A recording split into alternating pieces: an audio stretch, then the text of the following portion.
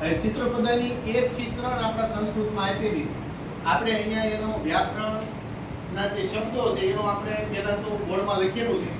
આપણે અકારાંત પુલ્લિંગ શબ્દો દર્શાવવા માટે એશઃ નામપદનો ઉપયોગ થાય. હવે અહીંયા ચિત્રપદાની 1 આપણને આપેલી છે. તો અહીંયા આપણને ચિત્ર આપ્યું છે ગુજરાતીમાં તો આપણને ખબર છે આને ખુરશી કહેવાય. અહીંયા સંસ્કૃતમાં નામ આપેલું છે આસંદ. શું નામ આપેલું છે? આસંદ. સરસ. તો આસંદ છે એમાં છેલ્લે અ આવે છે. તો એ અકારાંત પુલ્લિંગ શબ્દ કયો? આ બધા ચિત્રપદાની 1 માં આપ્યા બધા પુલ્લિંગ શબ્દો છે.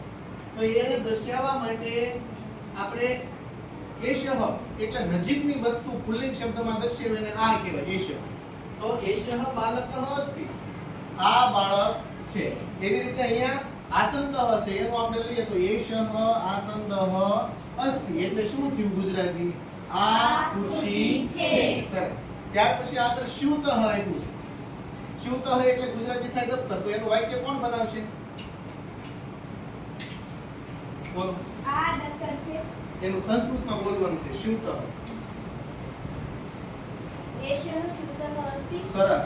એશઃ સ્યુતઃ અસ્તિ એટલે શું થયું? આ દફતર છે. આવા ચિત્રપદાની 1 માં જેટલા પણ નામ આપ્યા છે એ બધાના આપણે અર્થો કીધાલા છે. તો આ પ્રમાણે બનાવો. હવે જોઈએ આપણે ચિત્રપદાની 2. તો ચિત્રપદાની 2 આપણને શું કહે છે? અકારાંત સ્ત્રીલિંગ શબ્દો દર્શાવવા માટે એશઃ આ નામપદનો ઉપયોગ થાય છે. તો અહીંયા ચિત્રપદાની 2 માં આપણને નૌકા એવો શબ્દ આપ્યો છે. તો નૌકા શબ્દની સંધિ છૂટી પાડો તો છેલ્લે આ શબ્દ આવે છે. આકારાંત સ્ત્રીલિંગ શબ્દ આવે છે નામપદ. તો એને દર્શાવવા માટે એશઃ એટલે આ.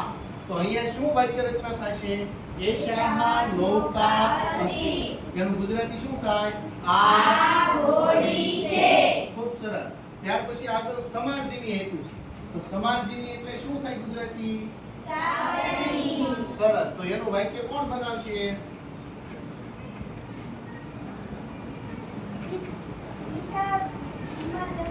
સરસ. એશા સમાર્જની અસ્તિ. તો આનું ગુજરાતી શું થાય?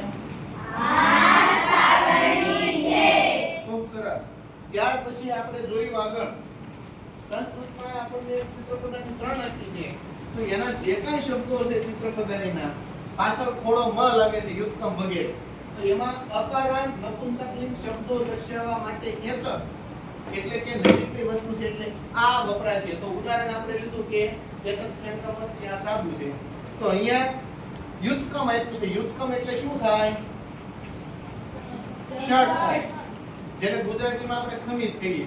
તો આ શર્ટ છે અથવા ખમીસ છે એવું આપણે કેવું હોય તો એને એતત લગાડવું પડે.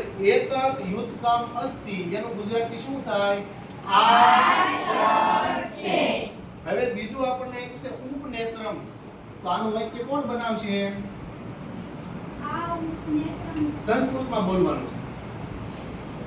બોલો બેન. એતત ઉપનેત્રમ અસ્તિ. સરસ. ગુજરાતી શું થશે એમ? આ ચશ્મા છે. ખૂબ સરસ.